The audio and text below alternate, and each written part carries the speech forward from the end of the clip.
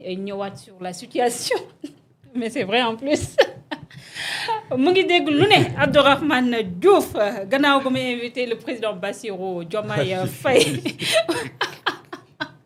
as de dafa mel ni comme fu mu toll nii day jéem fipp dëggal boppam. Charles ban analyse ngay def si sorti Abdourahmane Diouf bi nga xam ne dafa mel ni comme waaye Pastef ñoom jàpp nañ ne dafa am benn fumisterie bu mu bëgg a def rek entre Ousmane Sonko et le président Bassirou Diomaye Faye. non moi je vais dire c'est un as c'est bon. xam nga am na benn affaire boo xamante ne ñu bëgg ko ñu bañ ko mais ñëpp ñoo xamante ne dañoo màgg si ay tànku Idrissa Seck. donte am na ñu ko soppul noonu ñu siy wax lu bëri. mais ñooñu wàllu rhétorique ak wàllu lu ñuy wax dafa dialectique. quand bien même ñu nekk ay gens de droite dañu ay si dialectique ak rhétorique. dañ si ay dañ mën wax. am nag loo xamante ne mooy culture politique.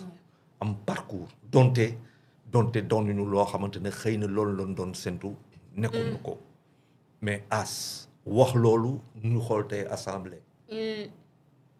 ak lu mu demee. nga toog ne la. c'est un waxul c'est vrai que mun nañ ne dans. le lui gouvernement demande que le pays ñu. c'est un libéral. oui c'est un libéral pur et dur. liggéeyam def na ko fii def ko si yeneen réew. c'est un libéral et le libéral pur et dur c'est quelqu'un boo xamante ne daa soxla réew bi wala fu mu ne am benn sérénité am benn stabilité pour que économie koom-koom ba mun a dox. moom si kaw yooyu lay teg c'est-à-dire le libéral qu'il est d'abord noonu lay dawal.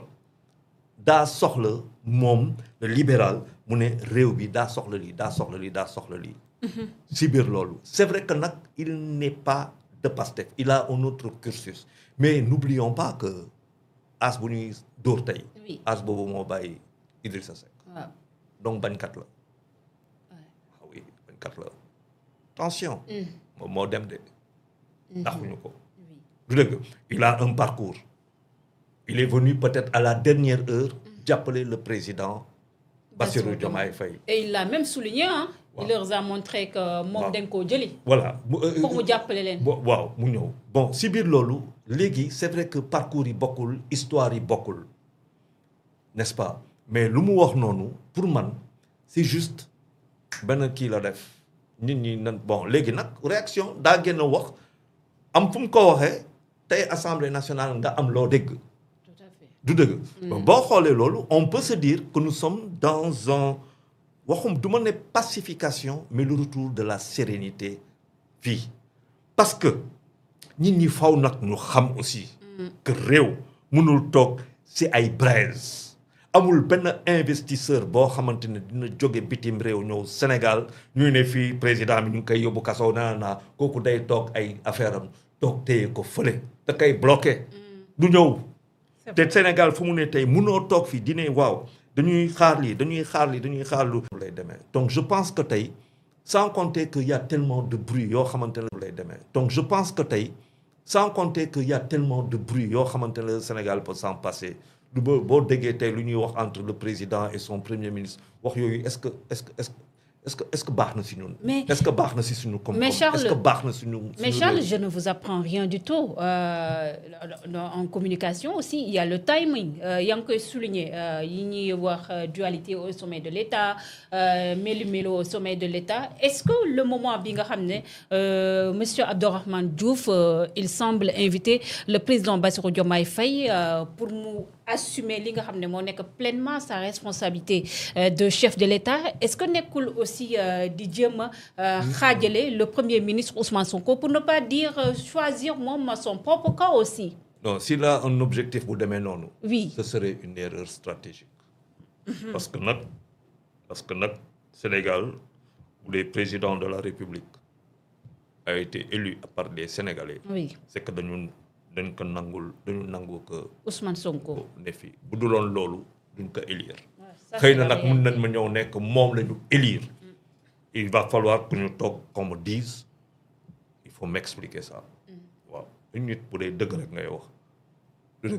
donc des Sénégalais c'est parce que ils ont voulu d'Ousmane Sonko en tout cas que 54% électeurs yi. votel Bassirou Diomaye Faye. si kaw loolu as ñëw fekk si ko.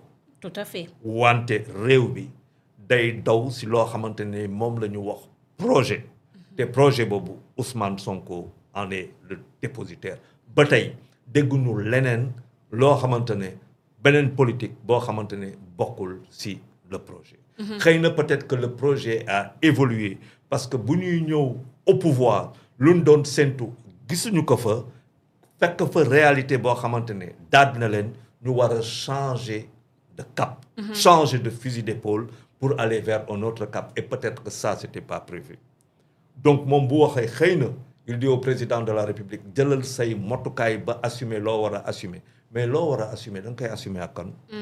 sans Ousmane Sonko. loolu la. gars yi nag dafa gars yi ñoom dafa mel ni comme noonu lañ ko déggee parce que même sax le maire de Dakar votre maire Abass Fall moom bàyyilul dara kii nga xam ne moo nekk as mun naa ko paraphraser mu ngi xam ne Abass Fall qui met en garde contre toute tentative de semer la division au sein du parti. Le président Bassirou Diomaye Faye prendra ses responsabilités en se laissant jamais des gens comme toi zapper l'unité de notre parti. Écrit avant de dénoncer l'ingratitude de ceux qui bénéficient aujourd'hui de privilèges grâce au combat de Pastef. D'un ton ironique, il lance vous avancez plus vite que la musique. Faites attention à Abass Fall qui charge encore Abdourahmane Diouf. Calmez-vous les profitards. dem na sax bay mel ni comme jàpp na kii di Abdourahmane Diouf bokkul si ñi nga xam ne moo nekk les alliés loyaux yu Pastef moom parce que cité na kii di Guirassy Yaye Aïda Mbodj Déthié Fall Cheikh Tidiane Dièye et Malick Gakou. waaw bon mu mel ni comme fu mu toll nii le divorce entre Awolé à Pastef boo moytuwul avec cette sortie. Le divorce il est consommé maintenant. Voilà. Bon il y a des façons wax quand même bon mun nañ fa. bañ a yegg parce que as lu mu wax c'est politique. si biir il n'a traité personne de amul ay mots yoo xamante ne dérapage am na fa. du dëgg daa wax gis-gisam mun nañ si bañ a ànd loolu tax ma ne la bu dee noonu la ko gisee erreur stratégique lay nekk si moom. parce que aussi le président de la République nga xamante ne Pastef moo tax mu ne fu mu ne. Ousmane Sonko rawatina loolu surtout. parce que c'est sur des appels d'Ousmane Sonko qu'on l'a élu aussi. Oui. N'est-ce pas? Président de la République moom il n'a pas intérêt à scier une branche sur laquelle il est assis. N'est-ce pas? Il n'a pas intérêt. Président de la République mun na jël dogal ne ko bon yow lu nga wax que say kaddu amoo sax loo may waxee sur la place publique. amoo sax lu may waxee sur la place publique ma jël sumay responsabilité. Mais n'oublions pas qu'un premier ministre a dit devant des présidents un président de la République faut nga jël seen responsabilité. Ça veut dire qu'on a un vrai problème de discours politique au Sénégal. Il va falloir que affaire gars yi gën a dal revenir à loo xamante ne moom mooy discours bu mu boo xam moom mooy discours buy apaisé. Donc lii est-ce que erreur la est-ce que santaane la est-ce que moo ko waxal boppam est-ce que ñun ñëpp mun nañ si xalaat lu ne waa Pastef mun nañ ko delloo ba mu saf sap. ñoom koy delloo ne. waaw mun nañ ko delloo ba mu saf sap mais loolu taxul sénégalais yi taxul muy gën a yomb si ñoom. Les réponses sénégalais yi leneen lu ñuy xaar. Et ceux qui disent que Abdourahmane Diouf se prépare pour les élections de 2029, pour ne pas dire les locales, parce que gis nañ ce qui s'était passé si élection législative yi mun nañ ne Pastef dafa demal boppam il s'est organisé en catimini avec ses lieutenants demal boppam ak tamit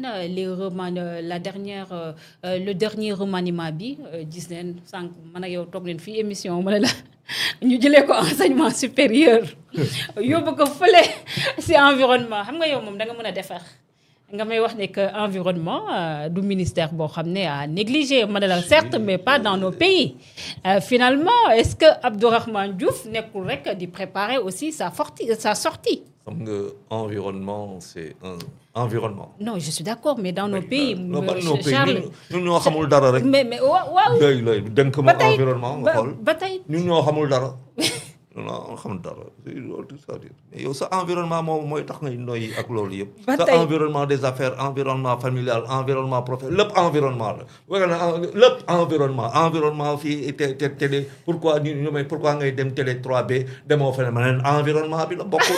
mais attends foog nit ñi comprendre c'est-à-dire que nit ñi dañuy toog fii man je suis non vraiment parfois quoi dama ne bon maintenant nga ne ma ambition mais le 8 novembre mu leer le 8 novembre nit ñi xam. parce que attention le 8 novembre ñu xam Terra meeting boobu oui oui. Terra meeting xam nga Terra capsule. waaw bu amee Terra meeting ba gars yi gis fa 500 000 1 million de personnes si nga xam ne saa waay est-ce que yow say ambition taxaw na wala taxawul. non ni waxante dëgg c'est vrai que les gens peuvent être nourris d'ambition loolu yëpp man mënuma ko bañ. nit ñi mën nañ am ambition pour nekk maire pour nekk président de la République. kooku suñu constitution moo ko may képp kuy sénégalais boo xamante ne am nga tel âge te sa 75 ans motul.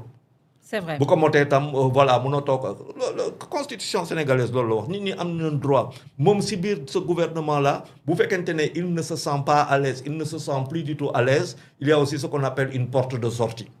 waaw bul xaar ñu daxal. mais aussi Charles être allié aussi est-ce que ça veut dire que amoo droit wax on a comme l'impression que Pastef dañoo bëgg a jël seen ay alliés même comme ku nekk ci caserne aussi. je pense que honnêtement quoi je pense que Sénégal fu ñu nekk nii dañu nekk ci benn genre cacophonie boo xamante ne. c'est compliqué man en tout cas peut-être que nit ñi mais man wax dëgg yàlla xaw ma ko woon. vraiment man pour man bu ma toogee gouvernement par exemple il y a ce qu'on appelle vraiment un truc gouvernemental quoi.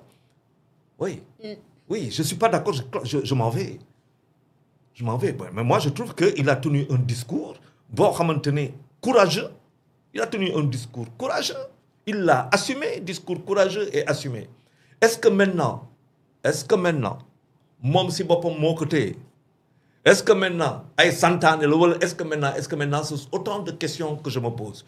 Boudé Sibir, il se croit assez fort pour me demal bopam lolu au point de dire man damay wax ñepp dégg ko bu yaboo man ñu dax ma dem suma yoon mais dinaa wax dëgg ba bu dee tam loolu jaral na ko loolu tax ma ne discours courageux et assumé parce que derrière mun na fi jóge dem mais il l'aura dit. te Sénégalais yi dinañ parce que ce qui importe le plus aujourd'hui les Sénégalais nañu waxante dëgg wax bi on commence à vraiment ça suffit. franchement nañu waxante dëgg. gars yi dañu bëgg on en a marre. Oui, moi j'ai envie. On en a marre. Moi, je te dis, quand je vendredi laa fi jógee xaw ma fan laa newoon tout ma fay jaar.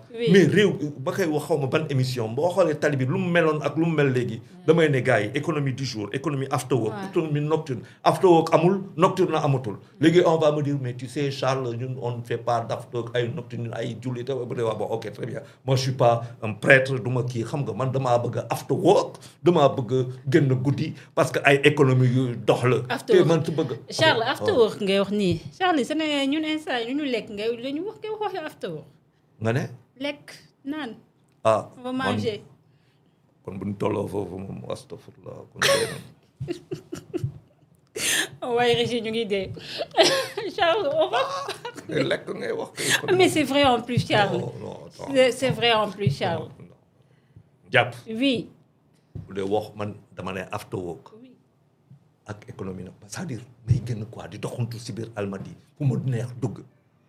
man loolu laa la wax bu fekk loolu nag pour ma def ko faaw ma lekk faaw ma naan ba suur. mais Charles fu mu toll nii lekk naan bi loolu la ñuy jéem a lijjanti lekk ak naan bi et toi tu me parles d'after work mais Charles là c'est. da ngaa bëgg ne Sénégalais yi vraiment tu es complètement en déphasage avec la réalité hein. mais comme tu fais partie des privilégiés. il faut rappeler que Charles Mamel la dëkk. voilà bul ma catu. mais man Sénégalais xiif. xamul lu xew ci dëkk bi. xam naa lu xew ci dëkk bi de du man homme d'affaires laa nekkoon yor entrepreneur yëpp a tëj kon maa la gën a xam lu xew. da nga daan. non dawuma. da nga daanu da nga bokk suñu daanu. waaye xalangu nga may ne daanu yow lay wax nii.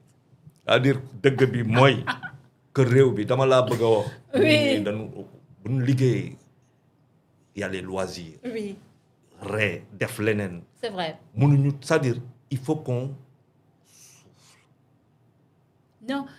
il faut qu'on souffle. Charles yaa ngi wax maa ngi lay Voilà. tooñ mais keroog maa ngi waxtaan ak sama benn xarit maa ko boo xoolee suñu yeneen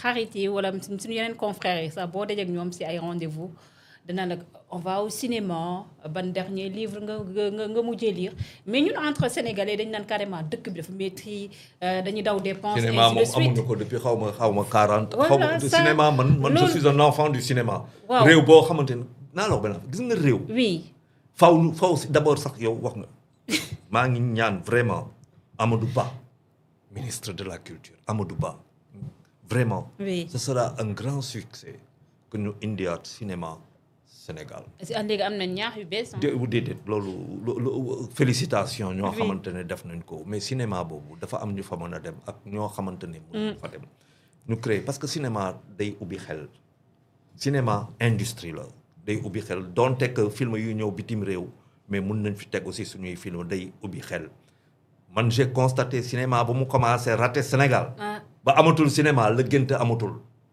c'est vrai que nag ñi lalan bi amatul. non, c'est, Rêve. nous tous on a rêve été, plus. nous tous on a été formés, c'est vrai, instruits et tout ça, mais il y a eu le cinéma qui nous a beaucoup appris. Donc, une jeunesse qui ne va pas au cinéma, bon, voilà, il y a dafa bokk ci loo xamante ne dans la formation du citoyen. Oui. loolu yëpp daf ci bokk mais c'est juste pour dire que bu fekkente ne bon si toi moi maa ngi lay ne man maa ngi xalaat l'économie after work parce que c'est pour moi c'est une économie. ñëpp siy gis seen bopp café ba ñëpp siy gis seen bopp kuy jaay jën kuy jaay yàpp ñëpp siy liggéey après mu am l'économie bu fekkente ne réew amatoo ñaar yooyu. mais lan nga am. Économie de survie, Charles. yaa ko Comme tous les pays africains aussi, Charles, avec l'exception des pays comme l'Afrique du Sud, qui ont aussi leurs propres problèmes, mais pas comme celui-ci quand même. man daal after work laa bëgg. Almadi di dox. Honnêtement c'est une souffrance pour After moi. work.